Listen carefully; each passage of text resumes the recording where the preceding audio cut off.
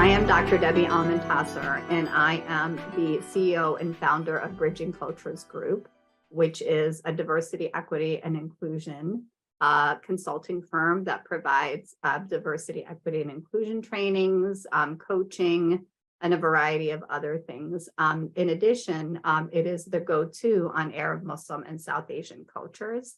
All of our consultants are really people from within these communities who can speak on behalf of their own communities and give that firsthand narrative. I'm also the board president of the Muslim Community Network, which is a 20-year-old organization in New York City, providing civic leadership and educational training for adults and students. It does advocacy work. And so proud of the work that this organization is doing. And lastly, I'm one of the co-founders of the Yemeni American Merchants Association, which is a nonprofit that was birthed out of the Muslim ban resistance, where we shut down 1,000 stores in New York City and had a rally of over 6,000 people. Now the organization is 6 years old and doing really incredible work to empower Yemeni Americans. Well, we're so excited and grateful to have you on the series, Prophetic Voices in the Public Square. So we know during this particular time of year, this year, the seasons of Lent and Holy Week in the Christian tradition, Passover in the Jewish tradition, and Ramadan fall overlap. And so we'd love to have your reflections as a Muslim leader on how this holy season in your tradition about this holy season in your tradition. And if you could tell us a little bit about your journey of faith and practice, and how is it that you have become the person that you are today? Well, where can I start? First, I want to start by saying it's always such a wonderful experience to have, Christian, Jewish, and Muslim holidays collide. And I love the word collide because they just, come together. And there's so many opportunities for us to break bread together, to do activities, to learn about one another's faiths and practices. So it's been really wonderful over, the decades that have passed that we've had these kinds of opportunities. Today, as we speak, it is actually the month of Ramadan. We started fasting on Thursday. And it's been really an incredible experience. As I grow older and experience the month, my body certainly is taking its own course. And it's a moment for me as a leader and who speaks to a lot of people, to embrace these moments when your body is speaking to you about how it's reacting, how it's adjusting. And this is a part of the growth, right? It's a part of the growth for us as human beings, but it's also a part of our spiritual journey to connect with God in so many ways that are of depth and breadth to help us really, reconnect with who we are, our purpose in the world, and what why we're here, and what should we continue doing with the rest of our moments on this earth is really one of the things that Ramadan always basically brings to mind for me during this month. It's a great opportunity, as I mentioned earlier, for us to have these opportunities where we're able to do interfaith gatherings, and so the month of Ramadan has always, been a time that, we welcome and embrace our Christian and Jewish, Hindu, Buddhist, and non-believing neighbors to come and break bread with us to experience what this day means, what Ramadan means for us. So it's really beautiful to see right now all the interfaith gatherings that are being organized across the country, by shoulder to shoulder, which I'm one of their advisors, and just seeing the great work that they're doing all over the country with iftars and seders. So what brings me to this work? I think what brings me to this work has been my deep desire, as far as I could, think back of my childhood, always wanting to help. And the very first person that I remember always feeling a sense of social responsibility and a need to help was actually my mother. And I say my mother because I was the oldest of all my siblings. And then I was about 5 years older than my siblings. And I always felt this need to help my mother with my siblings, support her, assist her in any way that I can. And as I grew older, I noticed that this was something that I actually was even doing in school, in elementary school, helping my teachers or helping, my peers.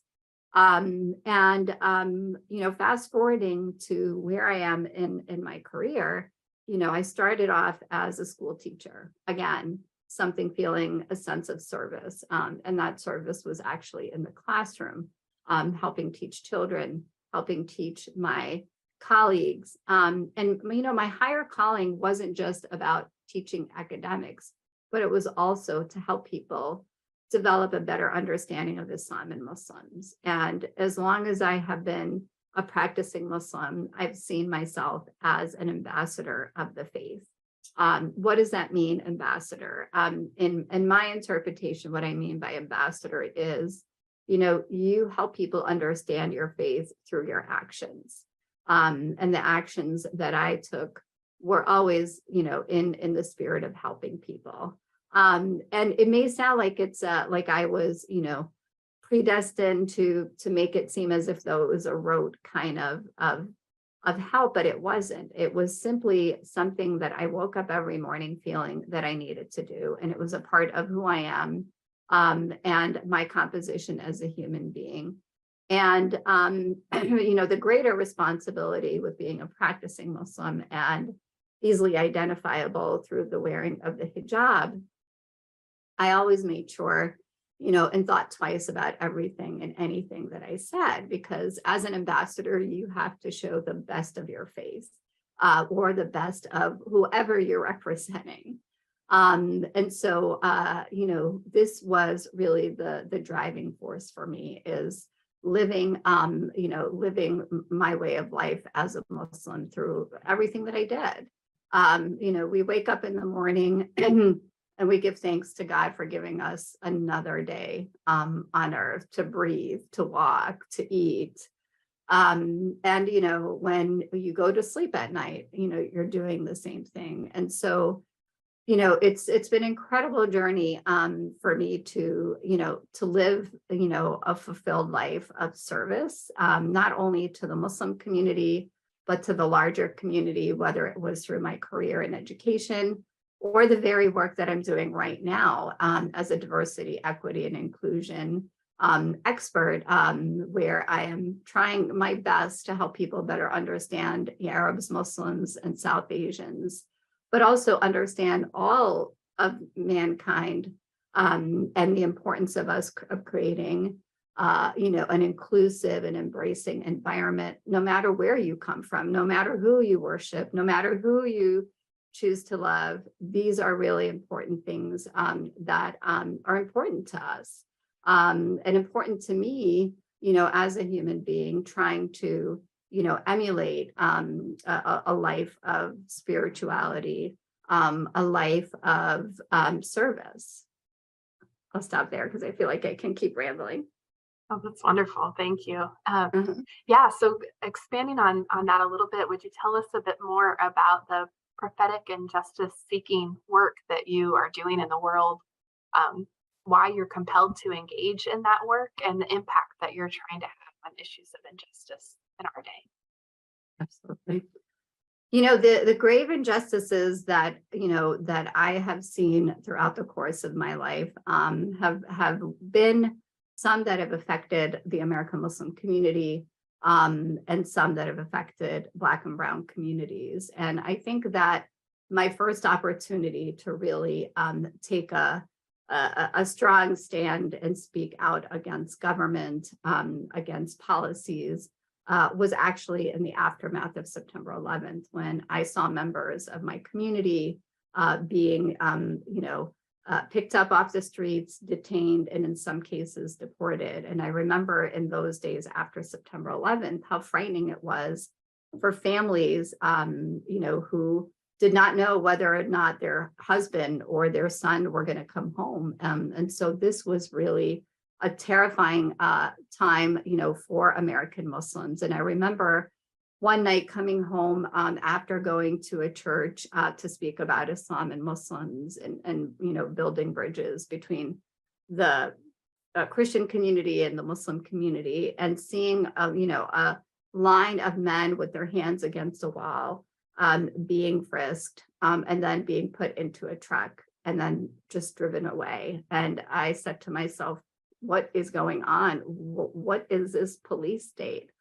And through all that organizing, of helping people better understand the community, we formed a coalition called the Brooklyn Bridge Project. And what this was bringing people together in Brooklyn and organizing teach-ins, creating curriculum for teachers. And then the last part, which was the part that was so new to me, and that was actually standing up against the injustices of people being detained at the Brooklyn Detention Center. And so on a weekly basis and Saturdays, we organized a 1-hour rally outside of that Brooklyn Detention Center, demanding the names, demanding the charges, and demanding the release of these people. And it was so sad at that time to just see that there was just not even a handful of Muslims who were out there with me, because people were so terrified and so scared at that time to take a stand and speak out. And so, that was my first encounter of saying, I can't allow this to happen. I can't allow members of my community to be detained and deported. So we aggressively continued for over 6 months, organizing this, rally that we held. We mobilized people from, unions to elected officials. It was just an incredible experience to see how many people came together about this. And some of the, pluses of all of that organizing, people were actually let go. They also released some of the names, which helped allay the fear of the families who didn't know what happened to their husband or their son. But the work continued. And, as years went by, we then learned of the Muslim, surveillance program by the New York Police Department, which confidential documents were actually leaked. And I remember that day when I saw those documents in the Associated Press, my jaw just dropped. I could not believe that the New York Police Department was surveilling my community. And this, the intrusiveness of this surveillance was just absolutely terrifying, in schools, colleges, universities, your local restaurants, your local bodega, the local bakery, the butcher. It was just terrifying to see how intrusive this was and how they were determined to find something. And then, the, agent provocateurs who were actually planted in mosques, trying to, prey on the most vulnerable and spy on communities it was terrifying. And I remember when the release of these documents came out, other activists and organizers in the Muslim community came together and were like, we have to do something about this. And we started to organize and mobilize. And, we suspected the NYPD because they had released a radicalization report, which basically portrayed everyone and anyone who was a peace-abiding immigrant living in the United States as a suspect because of the skin color, because of growing a beard, because wearing a hijab. And we realized that there was something gravely wrong here. And what did we see? We saw the Muslim surveillance program. So through organizing and mobilizing with both, members of the Muslim community, as well as, social justice advocates, we were able to hold them accountable. We, in fact, even filed a lawsuit against the NYPD, where we actually were able to find individuals from our community that came forward and became a part of this lawsuit. And so it was so empowering to get this opportunity to organize people around issues of terrorism, which so many people are so afraid, to challenge government, to challenge the NYPD. But as years progressed, we were able to get more people to feel a sense of, security, and they weren't alone. We had our allies and our partners who were saying, you guys are not alone, and we are going to fight for our rights. So those were the two pivotal things, I would say, in the start of my career that, were really paramount in terms of, addressing grave injustices. And, in terms of inclusion and equity, I saw that in the school system, our children always suffered during the month of Ramadan. They suffered during the two Eids, where they had to either choose to go to school or take, a sick day to be home for their holiday. And so through organizing internally when I was a school teacher to mobilizing the community, we were able to actually, for about 15 years, advocate to get the Muslim holidays incorporated into the New York City school calendar. And so seeing the fruits of my labor and the labor of others in my community and our interfaith partners who, without their support and stand in solidarity, we would not have been able to get it passed in New York City, which is the largest school system in the country. But to see that the day when we were able to declare the two holidays, it was just really incredible. And fast forwarding to where we are today, in 2018, working with the city council to allocate $1 million for,